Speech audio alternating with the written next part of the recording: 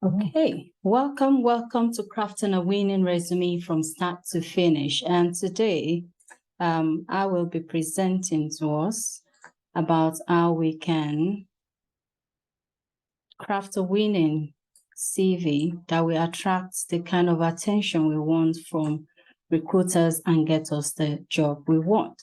I'm going to start by sharing my screen, and we will take it from there. Okay, so let me know if you can see my screen.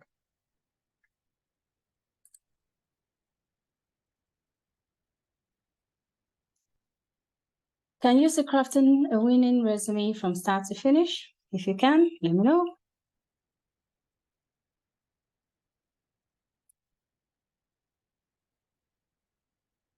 Can you signify by thumbs up or something so that I will know if we can see my screen? Okay, brilliant. So we are good to go. Okay. All right. I hope I'm sharing the right screen, which shows crafting a winning resume from start to finish, right? All right. So we can start now. So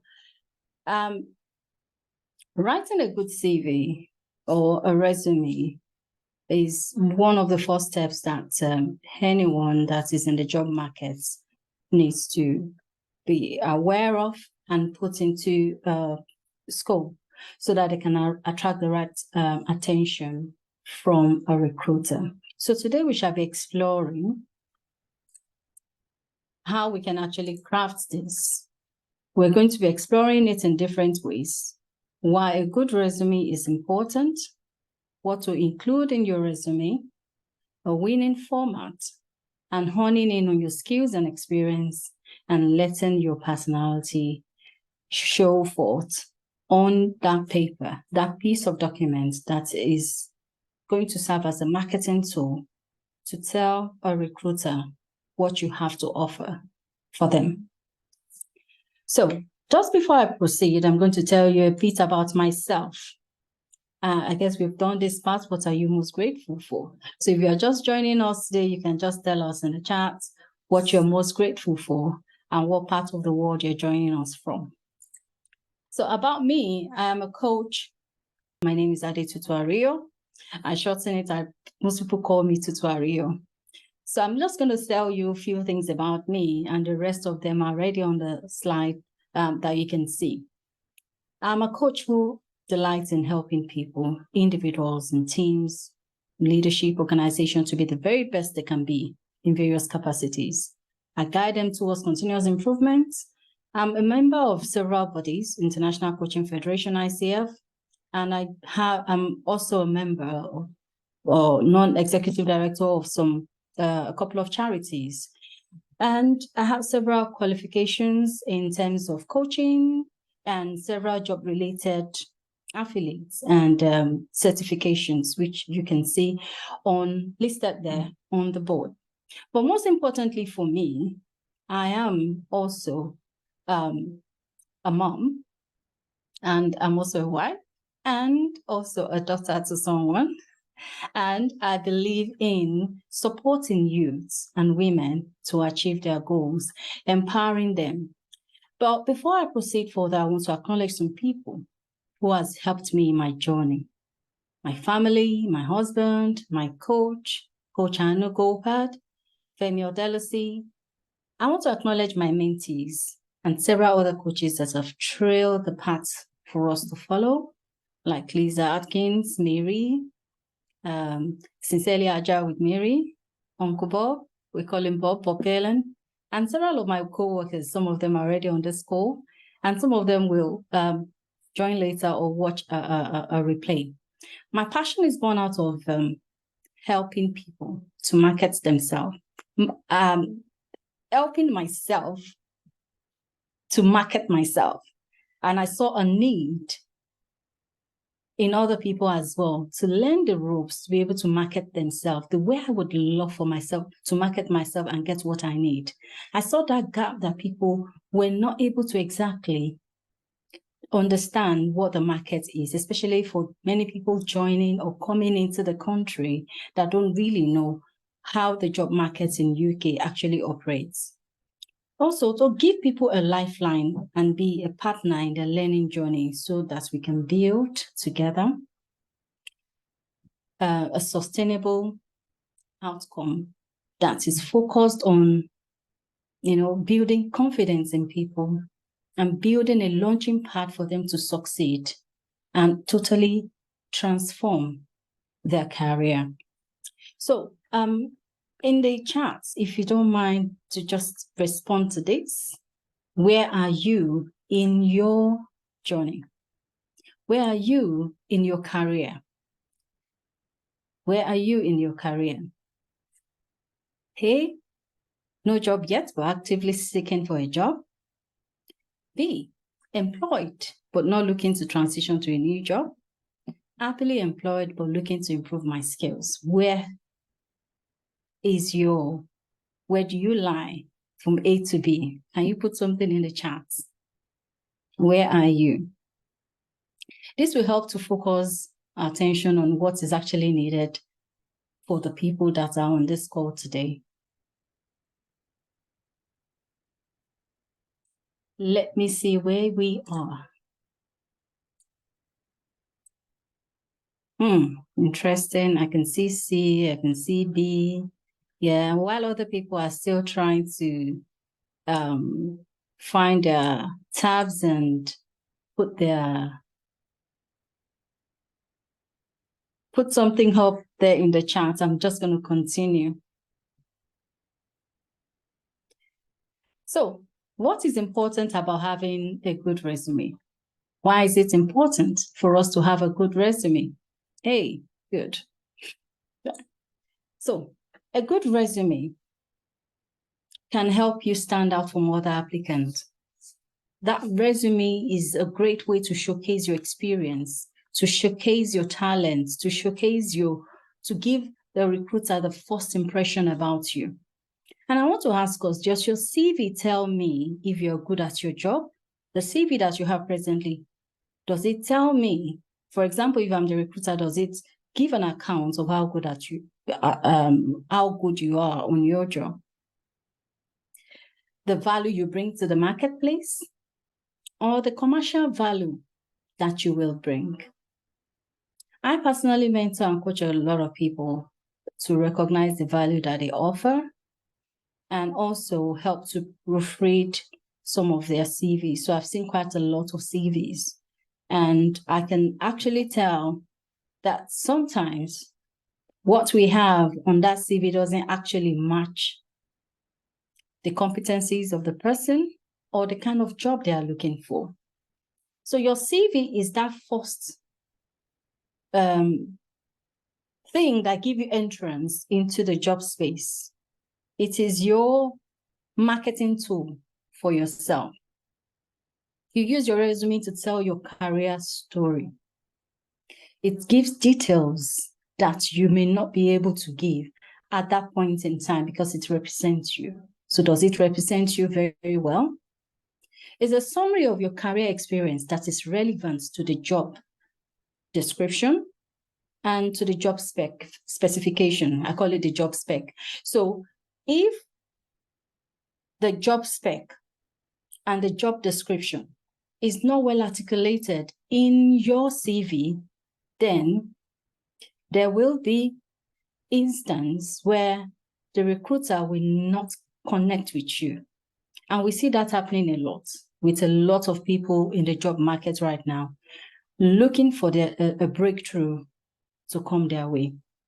So your marketing asset as someone looking for a job or someone that could potentially go into the job market is your CV, your resume, and your cover letter. And the third thing, which is not so compulsory, is your LinkedIn profile. So you have 3 marketing assets for yourself. I will go over the LinkedIn briefly. Your resume or CV, as we call it on this part of the world, your curriculum vitae, your cover letter, and your LinkedIn profile. Those are essentials that you need to make sure that they are up to date. I know many of us, when we are in the job industry, when we are employed, let me put it like that, when we are employed, when we are gainfully employed, we just put our CV in one place and say, yeah, done and dusted. Our CV is a live document that needs to be edited and updated as often as possible. When you have a new certification, you update it. When you've done, maybe you've achieved a measure of success in your current role or your current job, you need to update your CV. You've added layers of experience. Your CV needs to reflect where you are at. You are the product. The recruiter is the marketer, is the buyer. So you want to sell your services, your expertise to someone. How well is your resume telling the details on your behalf? It is all about the story.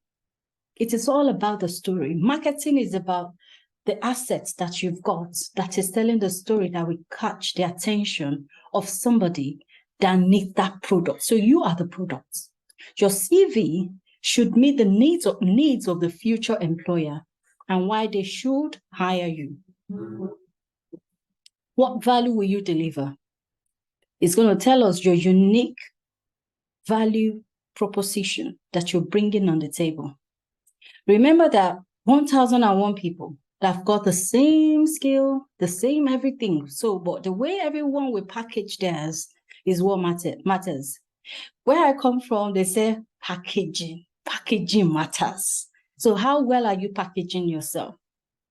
So recruiters, they look at resumes for, an average of maybe 5 to 7 seconds. So do you think your resume stands a chance if somebody has to take your resume, look at it, and,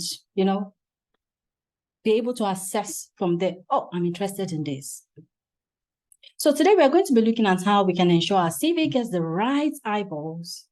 Getting your marketing right is the key part, and we're going to start from our CV. So let's start with a basic CV. What are those things that you include on your CV? You have the contact details. I've written there, except for government jobs. Government jobs, you don't really need to put your contact details. It's anonymized. You need your personal statement, some people call it executive summary. You need the skills and tools section there. You need the work experience or work history. You need a qualification, education, and achievements or other things that could be relevant or helpful in telling us a picture of how you can deliver on the job. So we're going to go forward and show a picture of a CV. So looking at a typical CV that you can see on your screen, it has the contact details. It has a name, the location, the email address, or LinkedIn. And I'm going to put something here, pause here and say something, that your LinkedIn is not compulsory to be on your resume.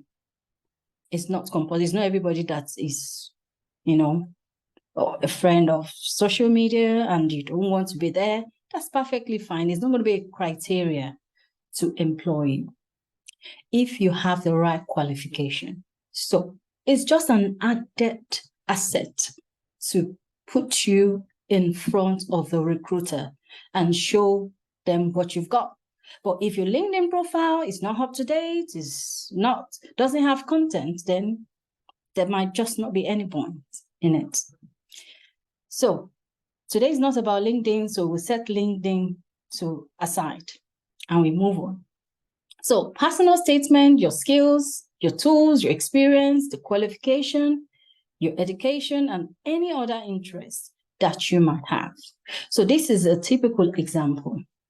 Now, I've had many people tell me that, qualification, education should go forward before your work experience. Now, just hold that thought before we do that. We're not going to deliberate on which one is good or which one is bad. I'm very objective about this. I don't think any one of them is bad. It may work for A, it may not work for B. Certain recruiters may like it, some people may not like it. So if you have a CV that's your qualification and education is most relevant based on the spec that was asked for in the job description, then it might just be in your best interest to move it up there. But we live in a age and in a day and age where certification and your expertise in certain area take precedence over some things. Of course, if you're looking for a job, you're in the medical field, it's key. Then your maybe skill as communication and presentation, for example, so you might want to shift that up there. So depending on the industry where you find yourself. So I am in the IT industry and the technology industry, and it works this way and it's been working this way. But some people might prefer to rearrange it another way, which is perfectly fine. Don't think too much about it. Try it out and you see. I always tell people, I said, if you send out your CV, it's like a fisherman that goes to the river and, spread out his net. Is using the fishing rod and doesn't catch anything, despite putting some bait on there. And say, I did not catch any fish. Then something is wrong. Because if you have the fishing hook and you put the right bait, the fish will come. So if the fishes are not coming, if the recruiters are not coming, then it's time to inspect your CV and adapt it. Then try it out again. You take the feedback from there. If there's nobody calling you, then that means you're not getting something right. It might just be a little thing that you need to just tweak. So for today, we hope to be able to explore those things in details. So let's start with the contact details. So we have the contact details here. This is an example. John Doe is very popular. We all know John Doe. John Doe is a name that is used in any public thing. So John Doe, for example. So John Doe is in Birmingham. That's his location. So a recruiter, if I'm based in Swansea, I want to know if this person intends to relocate to Swansea. So if you're in Birmingham, is it the right person for me to even check their CV, even if they are qualified? So your phone number, your email address, giving recruiter minimum of 2 ways of contacting you if they need to contact you, via email, via a phone number. And if you're on LinkedIn, you might as well put your LinkedIn. Then they can reach out to you as well on LinkedIn to say, oh, we have this wonderful offer for you. Would you want to take it up? So your contact details matters a lot. It shows the recruiter, give them the necessary details for them to be able to contact you. And the format of your CV, we're going to talk about that one later. But for now, let's go on straight to your personal statement. So your personal statement, the top part of your CV is your real estate. That is where you want to showcase your details and tell us a bit about you, your achievements. What do you want to sing about concerning your achievements, what you have to offer based on the job description and the job spec. And find out that some people will just say some things random in the top part of their CV. That short paragraph of your personal statement is what will attract the attention of the recruiter. That will make them to now look further at the other details that you have on your CV. So, and hiring manager will read your CV, we mention it from the top before going down. So, if they don't finish reading the whole thing, which often sometimes they don't, I've talked to a couple of recruiters, not a couple, at least a lot. You still don't want to, you want to ensure that your strongest points come across in the first part. So how would you describe your experience in 1 or 2 paragraphs? A paragraph should just be maybe 5 or 4 lines, four lines or so. So you can make it 2 paragraphs, or you can just use 1 paragraph, making just about 7 lines. It's just about okay. So how would you market yourself in that real estate place? The first part. So it's your chance to explore who you are and, of course, owning your skills and your tools. So for me, I want to encourage everyone, you create a core competency base or areas of expertise for your industry, or related apps, related programs that are necessary for the role. You may not really have it. It's something that will serve as a guide for you to take off as you continue to grow your skills and your experience. So ensure you use those skills and industry jargons when you bullet point, when those things that you have in your skills and tools, all those things, find a way of expressing them in your work experience. It's not enough for you to just put them here. You have this, you have that, you have this. Okay, good. But can you show me details of how you've used them to achieve results on your teams? As well as when you have these tools here listed, for example, you have Scrum, you have Kanban. These are agile methodologies that you need certain certification for. You should be able to tell us the kind of certification you have for them. Don't just list them there as, yes, I know about them. You should be able to back it up with a certified, with the kind of certification you have, because there are different levels to them. So for your skills, avoid weak words, which sometimes people use some things like marketing, accounting, communication. What type of communication are you talking about? You know, they use leadership. It could be helpful when you're doing a CV to certain areas of in the industry, maybe like charities or something like that. When you use management, what kind of management are you focused on? So use good keywords. Use specific skills that are relevant for the CV you are designing. Look for different ways of saying it and express it in your CV. So your work experience. Do you have more than one version of CV? How many of us have just one type of CV? Do you have more than one type of CV? Let me see something in the chat.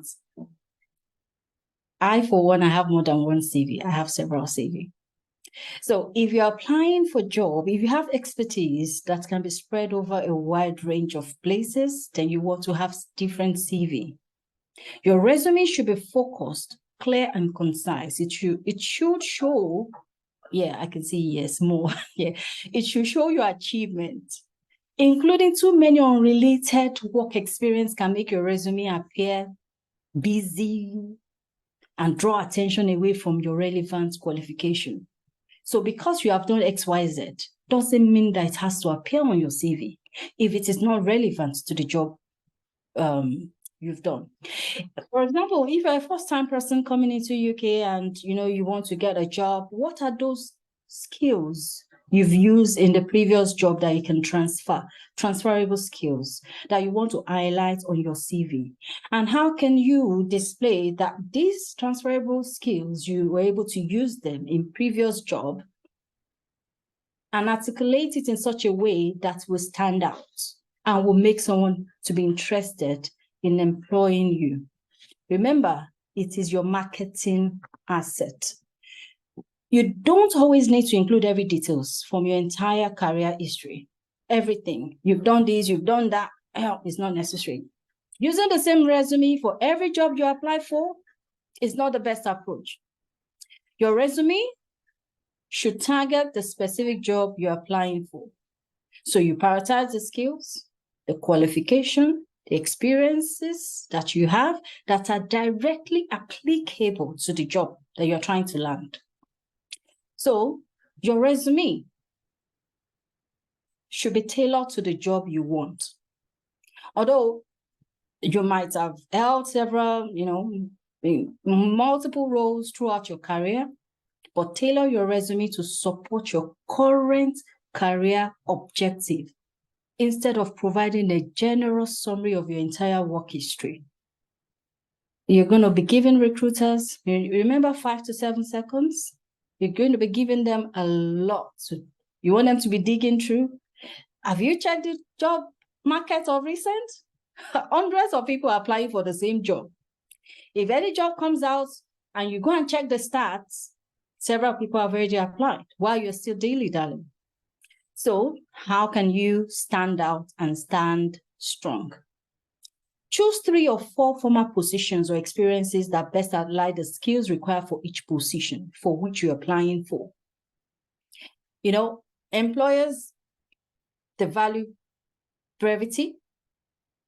This is not the time to list every position you have held. For example, if you're applying for a marketing position, you could include your former retail experience and bullet point the communication, the branding, and interpersonal skills you've learned in that position. If your company or your organization is not known, like Lloyd's, like PwC, like, the big brand companies or banks, then add a company overview to give them a context, of what you're hired to do. For example, looking at this sample that we have here, this work experience detailed the job title as Scrum Master / Agile Delivery Manager for XYZ PLC. And it also states the year to date, meaning that that person is currently, John Doe is a person. John Doe is still gainfully employed in XYZ PLC. And John Doe is leading and supporting 2 teams in building a UK authentication platform. So this is telling us what XYZ, do you know what XYZ company does? Don't know. But this is telling us what they are involved in 1 line or 2. It doesn't have to be much because that is just telling us what the organization is about. So then the other bits, your achievement, what you've done, should be done bullet points. I see some people, they write it in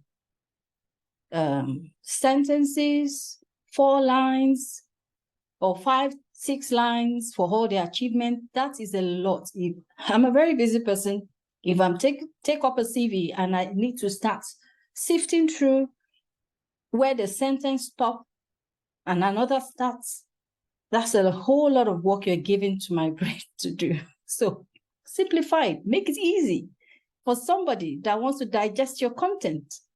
So quantify your success with numbers. If it's possible, you can see here, fostered continuous improvement, maturing teams to self-organization, and achieving 100% autonomy. Now, the danger here is this. The red alert for me is, when you say 100%, I purposely put it there. I'm curious, how did you achieve 100%? Particularly if this is something we're struggling with in an organization, and I'm seeing somebody that achieved 100%.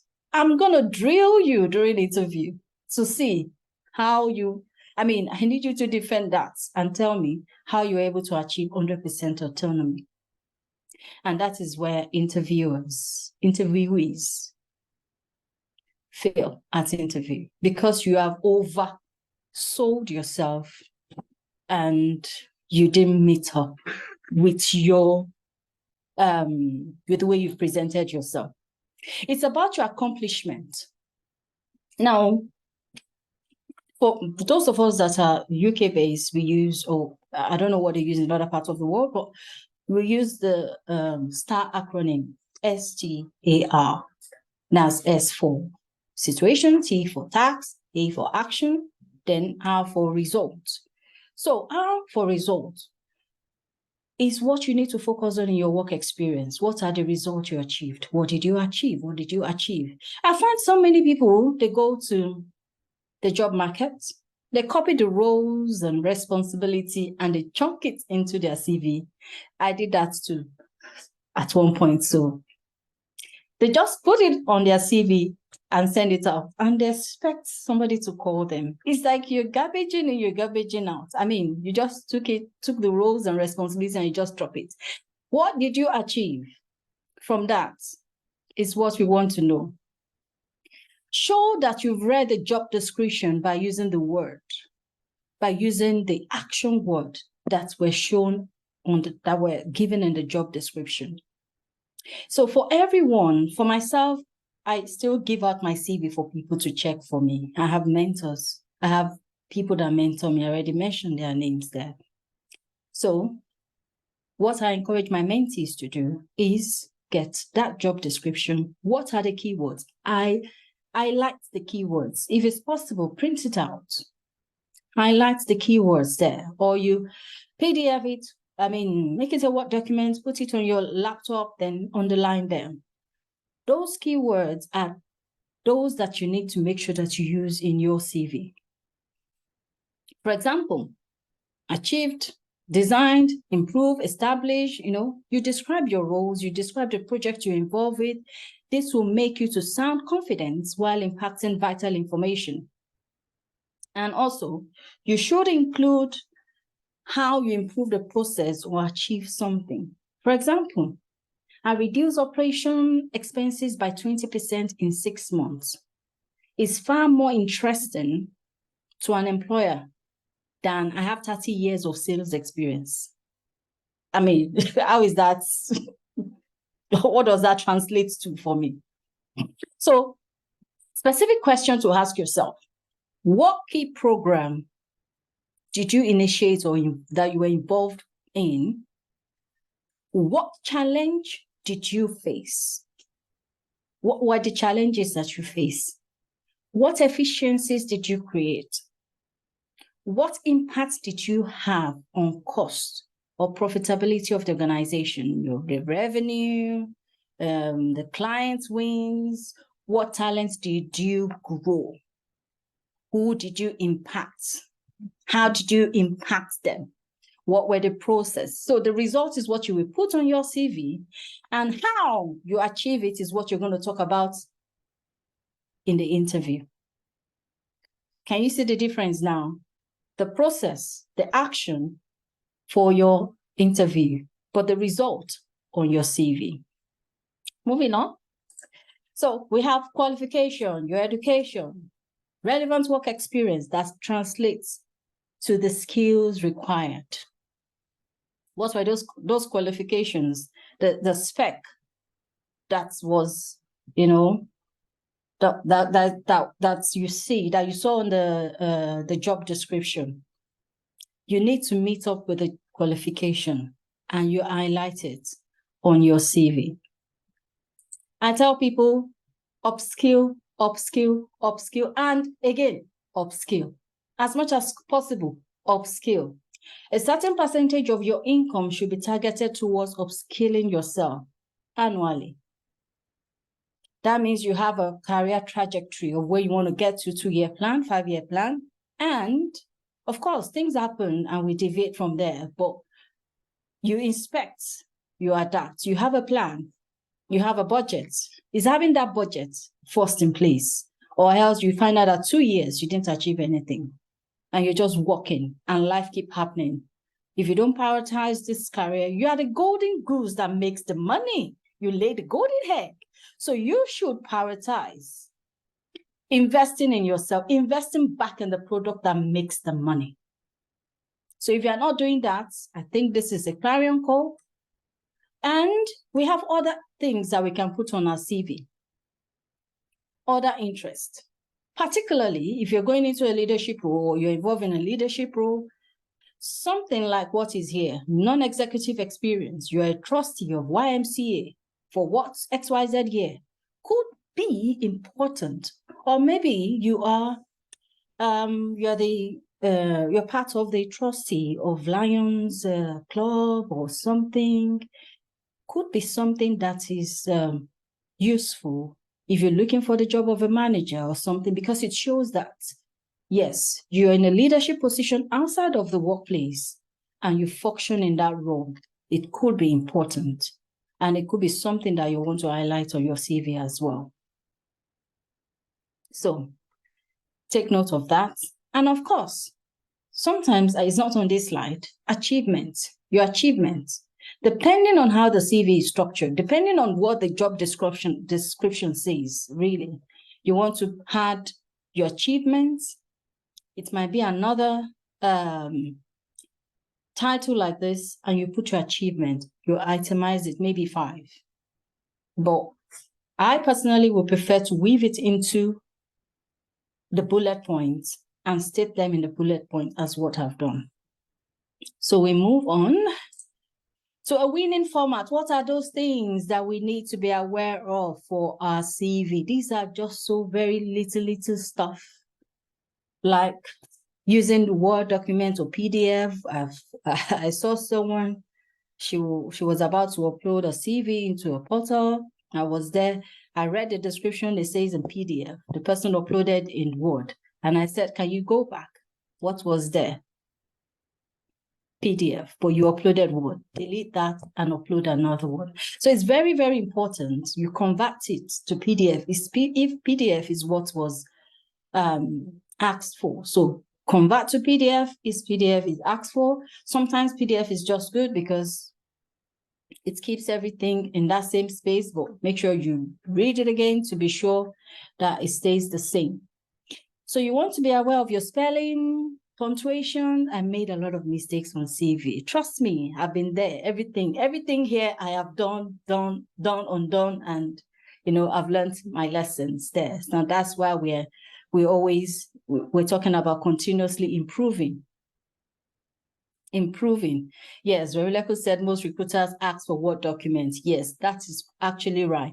So make sure you read the job spec so that you will know for sure if that is what is asked for. If not, just use Word document. That is the norm. So spelling mistake, you have Grammarly there to help you. Check your spelling, check your punctuations.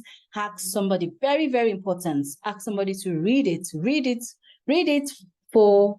to make sure to check the content, the flow, clarity, and grammar. It's very, very important. And to check for, I've forgotten this word, but when you duplicate same thing in the same sentence, doesn't make any sense. So get somebody to proofread for you. That's why you need a mentor to guide you in these things.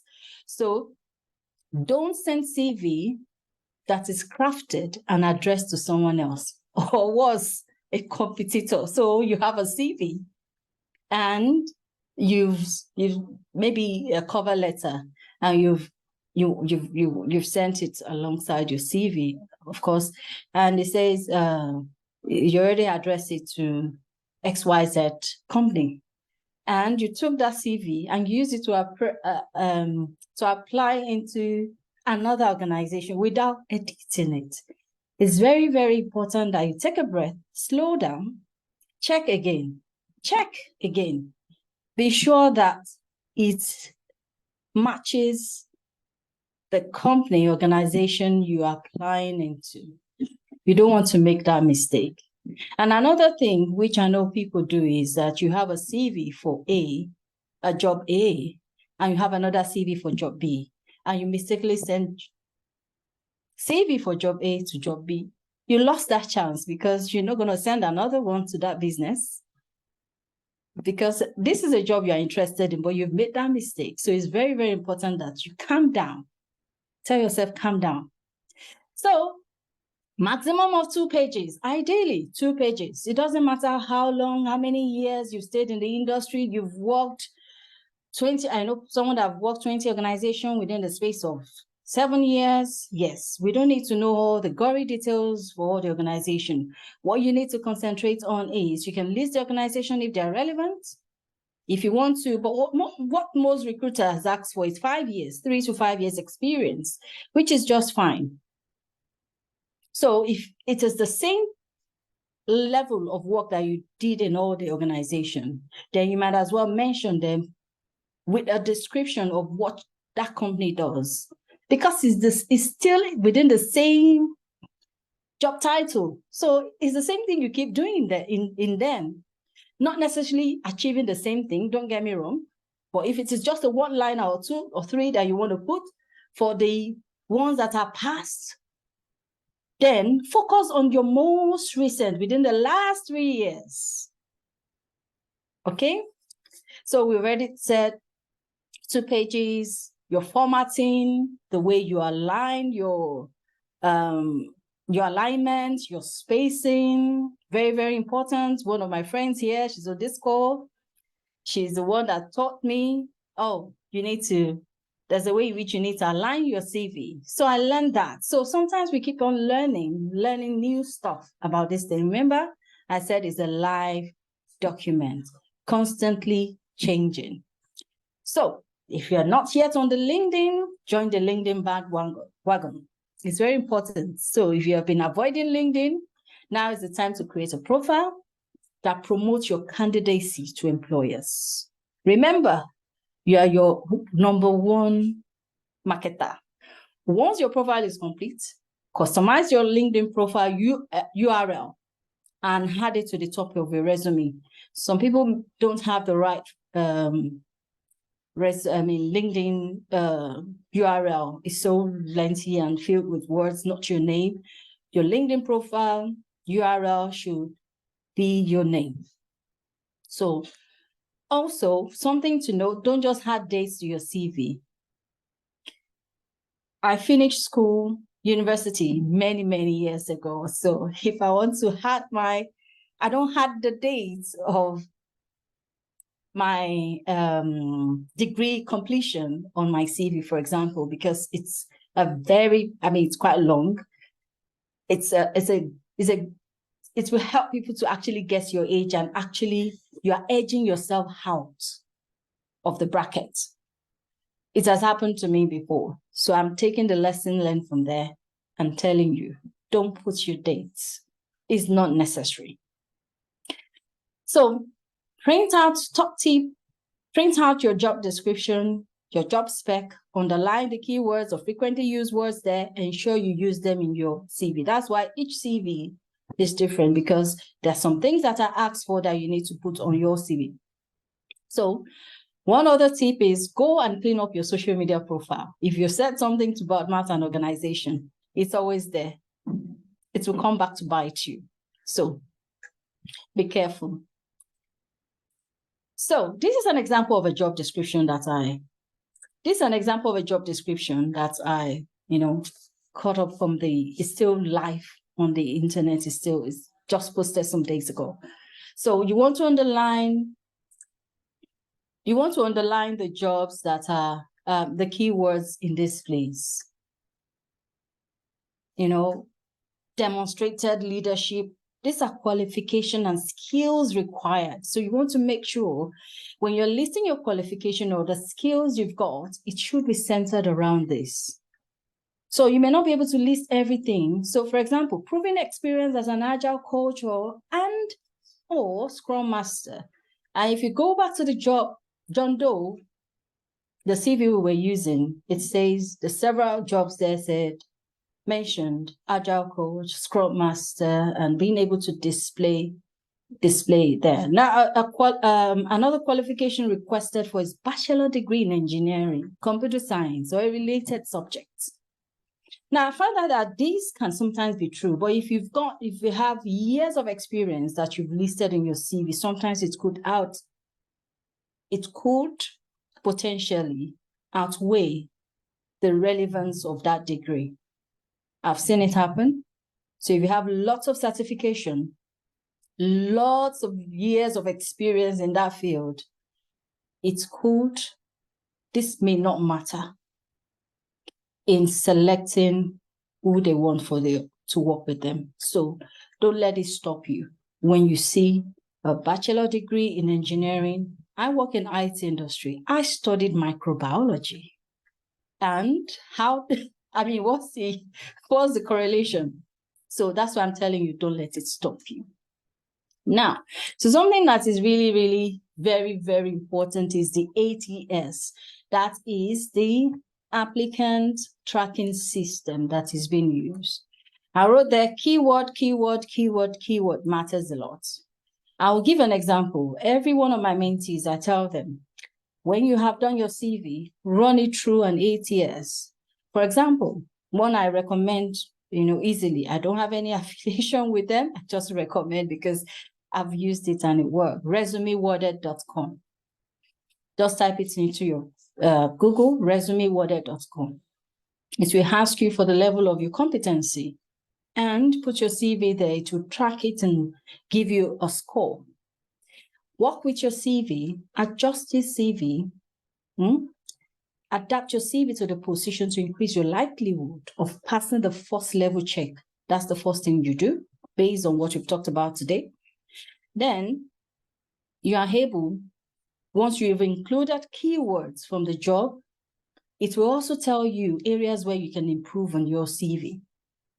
I believe with that will be helpful for you. So here, I came up with some achievements, communication, project management, people management, keywords that you can use that shows how you've actually done something that you can use in your CV. So you end up not using the same keywords all through.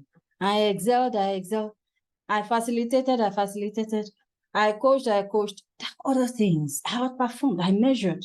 If you're into people skills like I am, people management, managing people that finishes or delivers products or services to people, these are keywords that you can weave into your CV to actually set you, to give you that edge. And these are words that the ATS will pick on and help you to give you the scores you need, and just take the corrections for me. And also, finally, ChatGPT. I'm sure many of us have heard of OpenAI. The ChatGPT, you can actually use it to modify. You can use it to check content, clarity, and flow of different sections of your CV. What do I mean? So when you open ChatGPT, if you don't have it, then you Google. You have to Google. We can't go into that today. We are almost running out of time. If you go to ChatGPT, you register, you sign in, you can just type. I'm applying for a post as XYZ. And this is my personal statement. I am applying for the post of a Scrum Master. I have written my personal statement. Check it for flow, for clarity. Flow, clarity. If you want to include grammar, content, paste it there. Then it will tell you how it ranks based on the fact that you said you are a Scrum Master of maybe XYZ years. It will tell you how your personal statement is and whatever you need to include and structuring it. And you can ask ChatGPT to humanize it, make it look human. Then you take it, check it against what you have written by yourself, then make adjustments to it. Don't copy word for word. Several people are going to copy several things from ChatGPT, applying for the same job you're applying. So don't copy and paste. I beg you. Don't copy and paste. Put your human angle, your sense in making the adjustment, connecting the dots. Another tool you can invest it is in Grammarly. You can put it there, and Grammarly will help you to check it as well. So just so that you're making the right connection.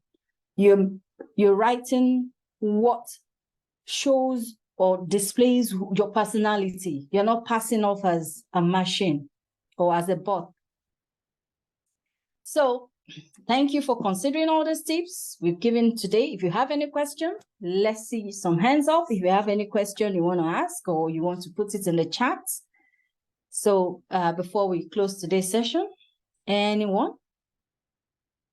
Anything you want me to go over?